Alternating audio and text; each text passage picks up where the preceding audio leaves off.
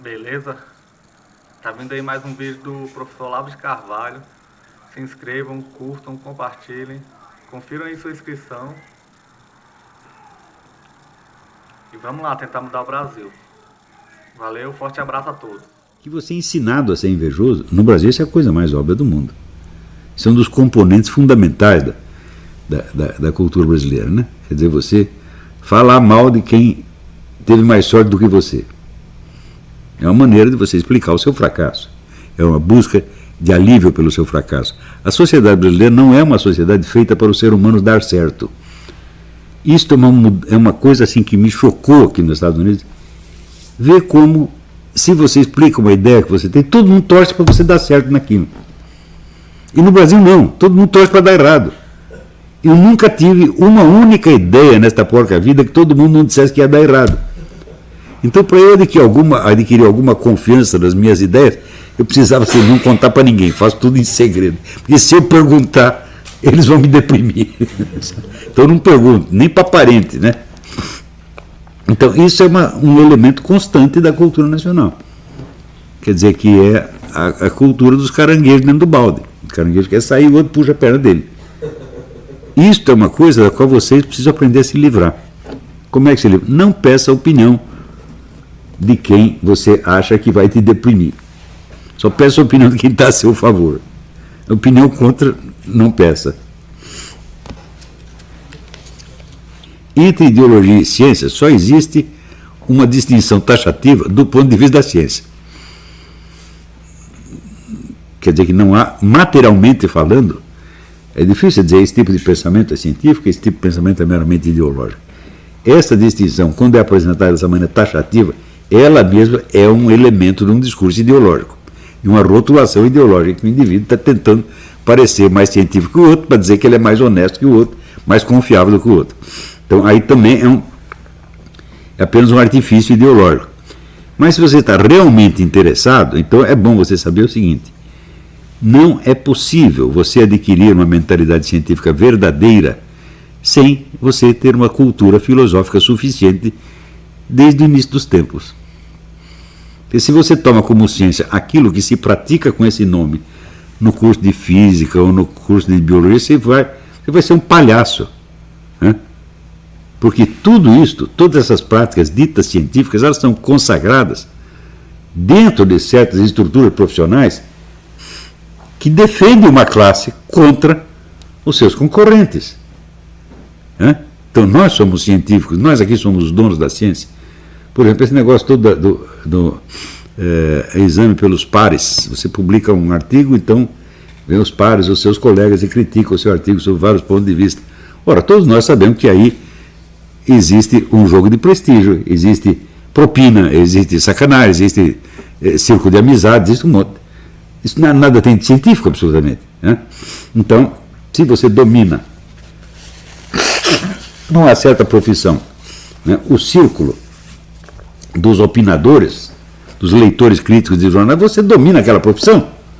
Foi assim, por exemplo, que nos Estados Unidos a escola positivista, né, o neopositivista, se tornou dominadora das universidades, tá certo? E ela passou a ter a fama de ser a mais científica de todas. Por quê? Porque ela espalhou mais propina. Foi simples, né? Então, o mundo científico está cheio de sacanagem, gente. Quanto mais eu estudo, mais eu vejo. Hoje eu acredito mais em político petista do que em cientista, né?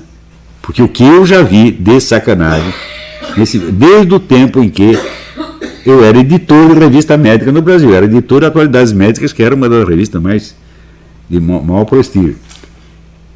E eu via como se produzia aquela porcaria, que era assim: primeiro você arrumava os anúncios, depois você arrumava os médicos para escrever recomendando aquelas mesmas substâncias cujos anúncios com outros nomes estavam recomendados ali. Pô, eu vi isso acontecer dia após dia, durante anos, né?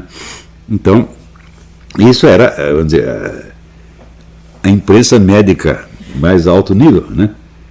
Depois, quando eu li ali na revista, um dos colaboradores da revista que eu mais admirava era o Dr. Carlos da Silva Lacarte, que tinha sido secretário de Saúde em São Paulo, e que tinha escrito um livro deste tamanho, chamado Doenças Iatrogênicas. Doenças iatrogênicas são doenças criadas pela medicina.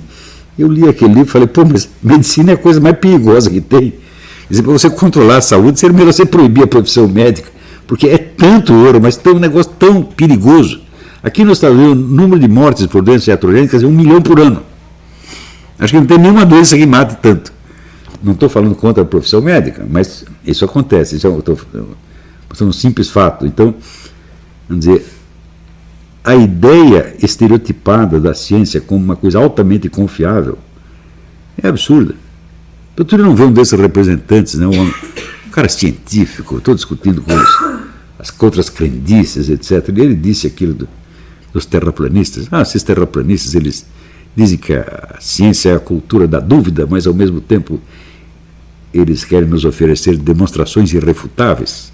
Isso é uma desonestidade. Falo, o quê? Mas espera aí, se não existem demonstrações irrefutáveis, como pode existir a cultura da dúvida? Se você não consegue distinguir o certo do duvidoso, como é que você vai fazer a cultura da dúvida? Portanto, não há nenhuma contradição entre existir a cultura da dúvida e existirem demonstrações irrefutáveis. Né? Qualquer demonstração... Veja, quando você estudar geometria elementar, tem um monte de demonstrações irrefutáveis ali. Se não existisse essa, jamais você poderia saber se uma coisa é certa ou duvidosa. Então, do que esse idiota está falando? Mas era um cara que sempre falava assim, com aquela carinha de, risadinhas de deboche, né? E querendo se fazer sofrer, eu falei, é isso, a cultura universitária no Brasil é isso, é esses caras fazendo isso. Quer dizer, não tem humildade, não tem seriedade, não tem... não é capaz de enfrentar uma discussão partindo de uma dúvida comum. Ele não é capaz de entrar na discussão e falar, olha, eu não tenho certeza quanto a esse negócio, vamos ver aqui como é que é. Mas, por exemplo, eu disse isso, por exemplo, o negócio da Terra plana, eu falava, eu não sei o que é, pode ser de um jeito, pode ser do outro. Aquele negócio do darwinismo, né? Uma vez que eu escrevi artigo dizendo lá, eu sou o único sujeito no mundo, pelo menos no Brasil, que não sabe se o darwinismo funciona ou não, porque todo mundo tem uma posição final, só eu que fico em dúvida. Eu leio o darwinista e acho que ele tem razão, eu leio o cara do outro lado também acho que ele tem razão. Será que só eu sou assim, só eu sou anormal? Desse negócio de terra plana também, todo mundo tem sua certeza, só eu que não tenho. Então eu sou o único imbecil da história. Porque um acha que eu estou de um lado, o outro acha que eu estou do outro. Por quê? Eles não sabem o que é dúvida. Quando eles falam em dúvida, eles querem dizer contestação do outro lado. A gente confunde refutação com dúvida, meu Deus do céu. Dúvida é você não saber uma coisa.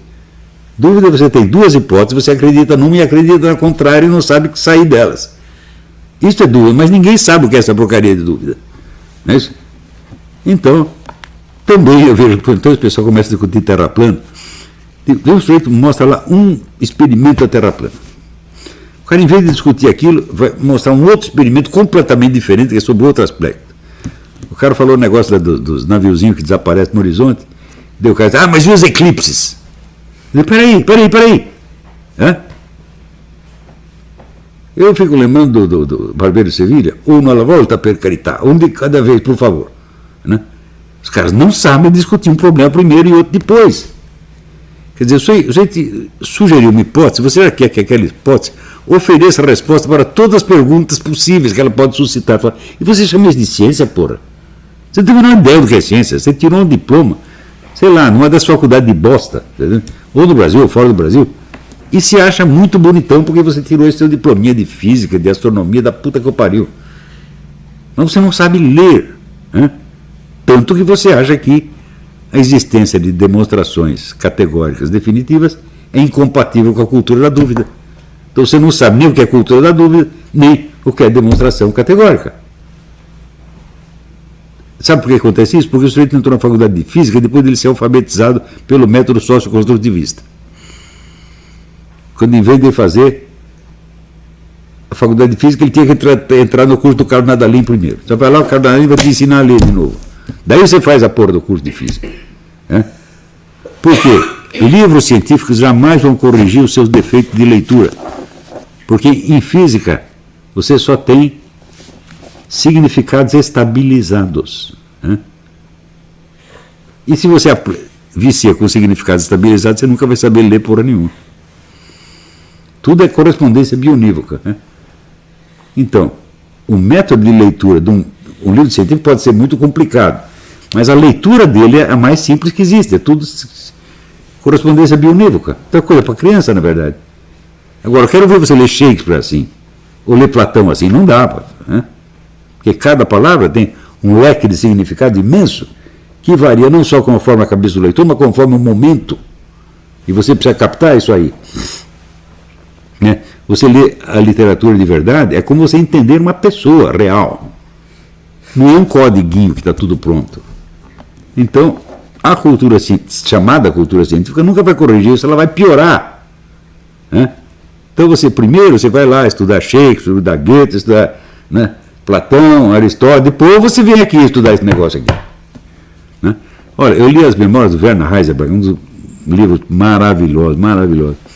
Ele conta que durante a Primeira Guerra, né, não tinha comida ali no lugar, então ele tinha que atravessar as linhas inimigas para buscar um quilo de farinha, um pacote de açúcar, uma coisa assim. E ele, cumprida a missãozinha dele, quando ele tinha 14, 15 anos, ele se fechava no porão da igreja para ele ficar lendo Platão. Isso foi a educação dele. Isso muito antes dele ter decidido que ia estudar física. Leia esse livro, o livro é maravilhoso. Né? Então você vai ver o que é a mente de um verdadeiro homem de ciência. É uma coisa que ultrapassa infinitamente as dimensões da sua ciência profissional. Né? Muito bem. Mas hoje em dia as pessoas não querem mais ser pessoas de cultura, elas acham feio ser cultura. Né?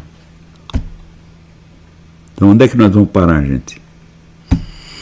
Né, com os generais falando essas besteiras, senadores, deputados, juízes de direito, tudo falando besteira. Né? Esse pessoal, tudo, sabe o que eles têm que fazer? Tem que fazer um cursinho com o Carlos Nadalim e depois entrar no meu curso. E ele vai curar a sua alfabetização e eu vou curar o resto.